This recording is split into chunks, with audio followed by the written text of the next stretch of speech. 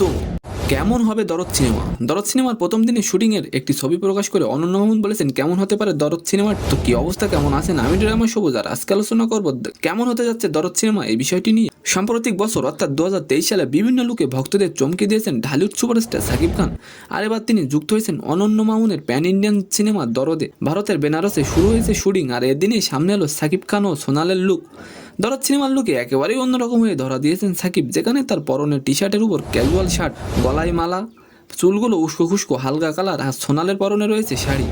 দরদ সিনেমাটি মূলত রোমান্টিক সাইকো থ্রিলার ঘটনার ছবি হতে যাচ্ছে, যেখানে শাকিব খান ও সোনালকে স্বামী স্ত্রীর চরিত্রে দেখা যাবে। শাকিব খান বলেন এটা বাংলাদেশ থেকে প্রথম প্যান ইন্ডিয়ান ছবি। আমি মনে করি এটা একটা ইউনিক গল্পের সিনেমা হতে যাচ্ছে। দরদ সিনেমাটি 2024 সালের ফেব্রুয়ারি মাসে এবং 4টি ভাষায় মুক্তি পাবে।